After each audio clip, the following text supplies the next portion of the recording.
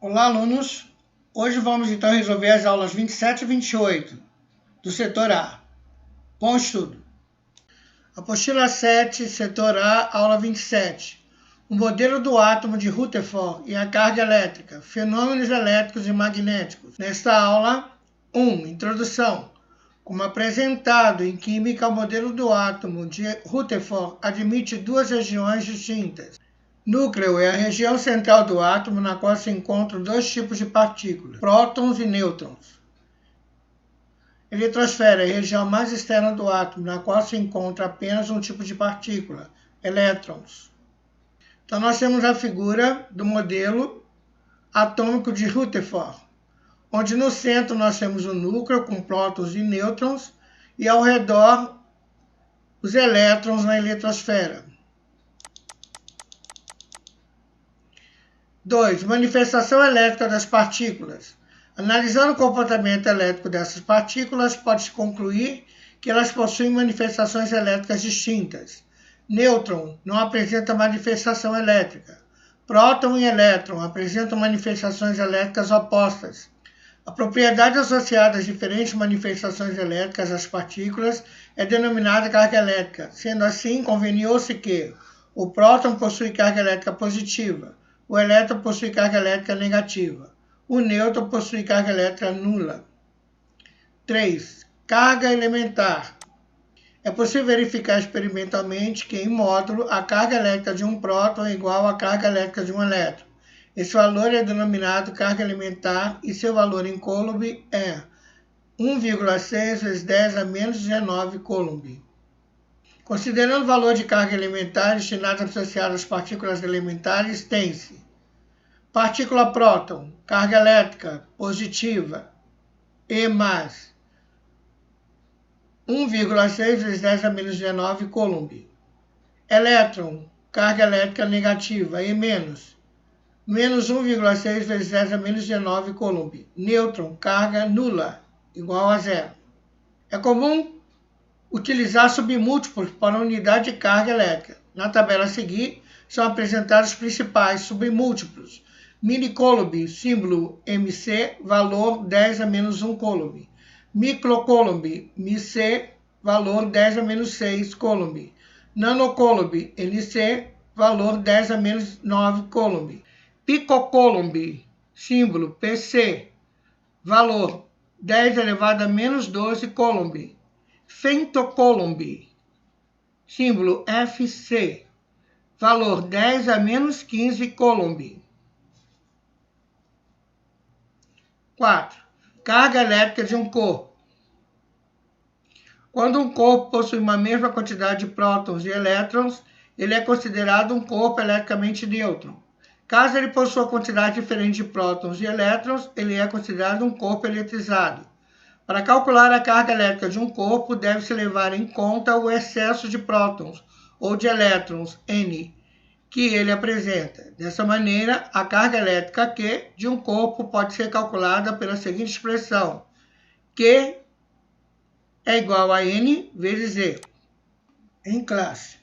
Normalmente, as nuvens presentes em algumas tempestades estão eletrizadas positivamente ou negativamente. A transferência de elétrons entre essas nuvens e entre as nuvens e a Terra, ou vice-versa, é conhecida como raio e ocasiona a presença de relâmpagos e emissão de luz. Além disso, como o movimento de elétrons gera aquecimento ao longo de seu trajeto, o ar sofre uma rápida expansão, ocasionando uma onda sonora conhecida como trovão. Então nós temos a imagem de uma tempestade com relâmpagos. Determine a quantidade de elétrons transferida quando, após um raio, a tempestade recebe uma carga de menos 10 Coulomb. Considere a Terra inicialmente neutra, dado E é igual a 1,6 vezes 10 a menos 19 Coulomb. Então vamos resolver o exercício 1. Para se determinar o número de elétrons transferidos do relâmpago para a Terra, utilizaremos a fórmula Q é igual a N vezes E. Então, a carga é igual ao número de elétrons vezes a carga elementar. Bom, o problema já me dá a quantidade de carga elétrica, que é menos 10 Coulomb. Bom, então a carga elementar E é 1,6 vezes 10 a menos 19 Coulomb. Porém, nós temos que observar o seguinte, ela é relativa. Então, se a carga total é negativo, então nesse caso será negativo também. E vamos achar o N. Então, ó, substituindo, menos 10 é igual a N vezes menos 1,6 vezes 10 a menos 19. Bom, temos que descobrir o N. Então, esse número que está multiplicando passa para o outro lado dividindo. Então, eu vou isolar o N, menos 10 dividido por menos 1,6 vezes 10 a menos 19. Bom, olha só. O N é um número de elétrons. Esse N é um número inteiro positivo, ele não pode dar negativo. Então, menos dividido por menos vai dar mais. Aí, o que nós vamos fazer? 10 dividido por 1,6 vezes... Esse denominador, ele passa para o numerador e ele vai ter um joguinho de sinal. Sempre a divisão, quando sobe, tem jogo de sinal para poder alterar o sinal do expoente. 10 dividido por 1,6. Bom, eu tenho que compensar as casas decimais. Aqui eu tenho uma casa aqui, então vou colocar um zero a mais e a vírgula não existe mais. Então, 100 dividido por 16. 100 dividido por 16, eu posso considerar 8. Vamos ver o 8. 6 vezes 8, 48, vão 4, 8, 9, 10, 11, 12. Muito alto. Bom, vamos então baixar para 6. 6 vezes 6, 36, vão 3, 6, com mais 3, 9. Subtraindo, 4. Bom, o que eu vou fazer agora? Vou continuar a conta. Então, vou colocar uma vírgula, ficou 40. 40 por 16 vai dar 2, que dá 32. Subtraindo, 8. Bom, 8 dá para continuar. Vírgula me permite colocar um zero aqui. Então, 5. 6 vezes 5, 30. Vão 3, 5, mais 3, 8. Então, vai dar 6,25 vezes 10, menos vezes menos, mais a 19 elétrons. Essa é a resposta final. O número de elétrons, 6,25 vezes 10 é 19. Exercício 2. As células fotovoltaicas, sensores de luminosidade, funcionam graças a um fenômeno conhecido como efeito fotoelétrico. Nesse fenômeno, certos materiais liberam elétrons devido à incidência de radiação eletromagnética. Como exemplo, pode-se considerar a emissão de elétrons por uma placa metálica atingida por luz ultravioleta. Em 1921, Albert Einstein recebeu o Prêmio Nobel devido a um artigo escrito em 1905 a respeito desse fenômeno. Então, nós temos a imagem onde uma fonte de radiação ultravioleta atinge um metal, onde ocorre então o efeito fotoelétrico.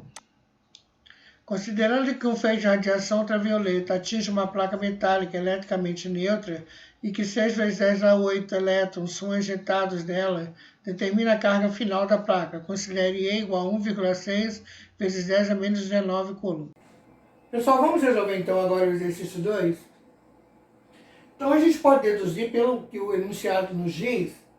Como a placa estava inicialmente neutra, número de prótons igual ao número de elétrons, ela irá perder 6 vezes 10 a oitava elétrons. Logo, ficará carregada positivamente. O número de prótons será maior que o número de elétrons. Então, eu vou usar a mesma fórmula. Só que agora eu tenho o N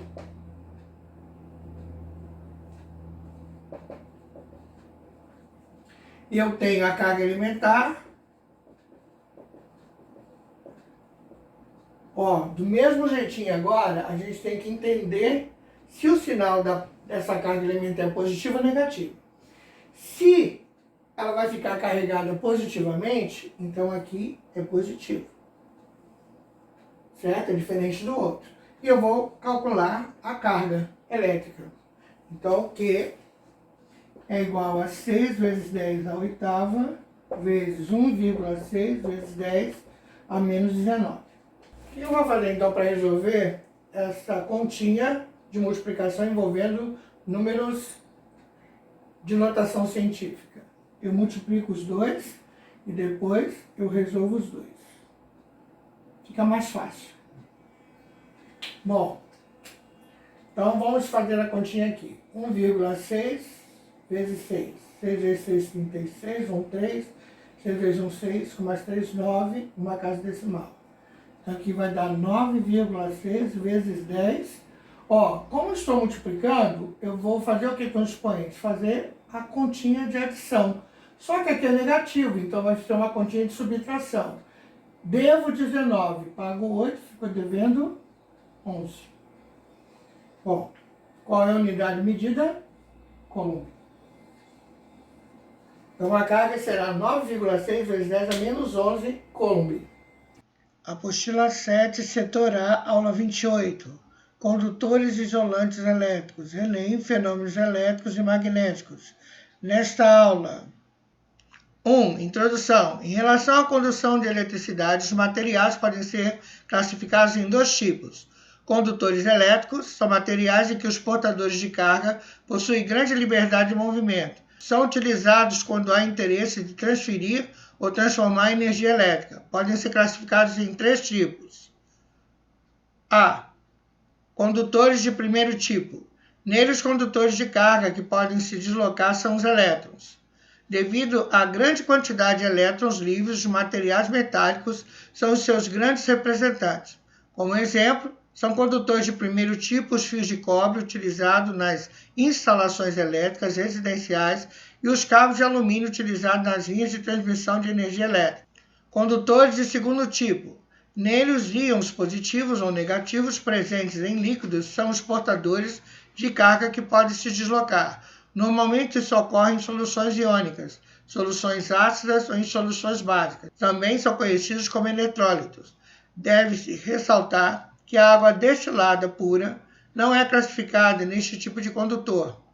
Porém, a água da torneira possui íons provenientes de sais, normalmente fluoreto e cloreto, fazendo com que ela se torne condutora de eletricidade. C. Condutores de terceiro tipo. Nesse grupo, se encaixam os gases ionizados, como o gás contido em uma lâmpada fluorescente. Isolantes elétricos ou dielétricos são materiais cujos portadores de carga possuem pequena liberdade de movimento.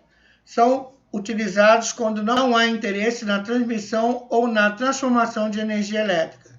Existem diversos tipos de materiais isolantes, como borracha, plástico, vidro, materiais cerâmicos, madeira e ar. Dependendo da intensidade de ações elétricas externas, esses materiais podem deixar de ser isolantes e se tornar condutores. É o que ocorre, por exemplo, com o ar quando raios são trocados entre a Terra e as nuvens.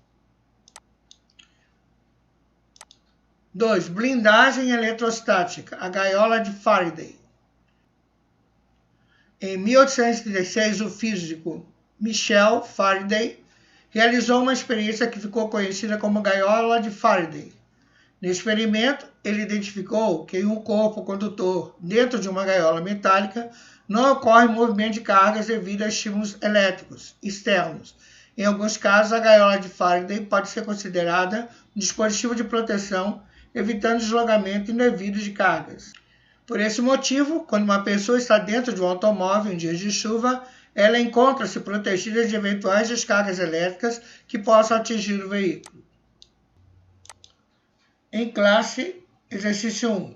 Devido à grande quantidade de elétrons consumida nas cidades, os fios e equipamentos utilizados ao longo da transmissão de energia elétrica devem ser cuidadosamente projetados para evitar acidentes causados por descargas elétricas indevidas. A foto a seguir ilustra alguns elementos utilizados em uma parte da malha de distribuição de energia elétrica conhecida como subestação de energia elétrica.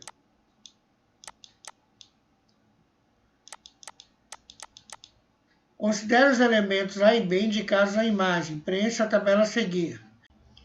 Elemento A. Nomenclatura: fios de transmissão. Há movimentação de cargas? Sim. Ele é um condutor ou isolante? Condutor. B. Nomenclatura: suporte de cerâmica. Há movimentação de cargas? Não. condutor ou isolante? Nesse caso, ele age como isolante. Só que vamos abrir um parêntese aqui, pessoal. No mundo real, no nosso mundo real, não existe nada que seja 100% isolante. Tá? O que acontece? Há uma passagem muito pequena de carga, quase imperceptível, mais rápida. Não é 100% isolante, certo? Fiquem bem cientes disso.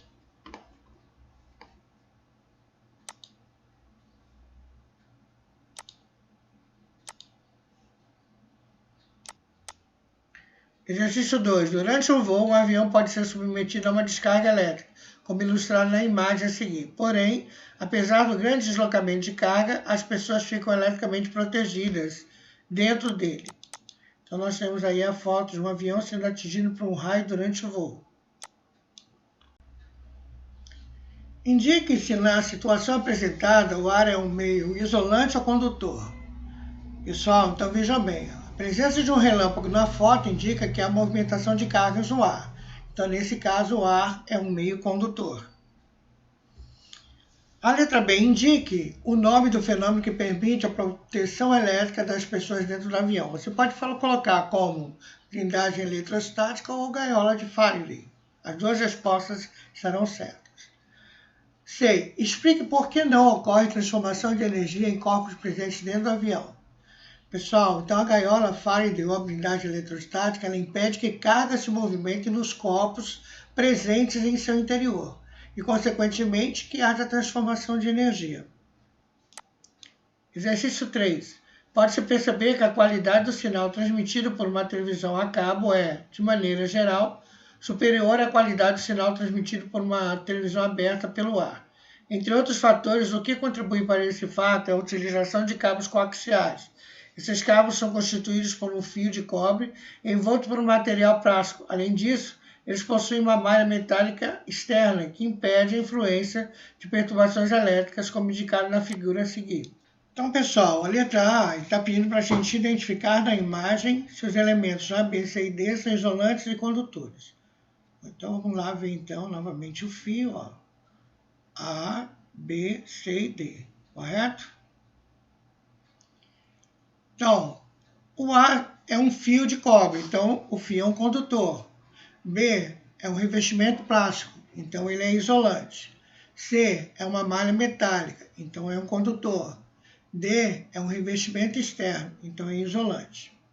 Vamos responder agora a letra B. Identifique o motivo pelo qual a malha metálica bloqueia influências de perturbações elétricas externas. Bom, a malha metálica, que envolve o fio de cobre, atua como uma gaiola de Faraday. Por isso, ela impede que eventuais descargas elétricas externas ao fio gerem perturbações, que são interferências eletrostáticas, no sinal transmitido pelo fio de cobre, localizado na região central do cobre. Então, alunos, nós concluímos então essa aula, fizemos duas. Vocês vão então lá no plural, façam as atividades propostas como tarefas mínimas e complementares. Não deixe acumular, correto? Se deixar acumular vai ficar pior. Então vão lá, façam e sucesso!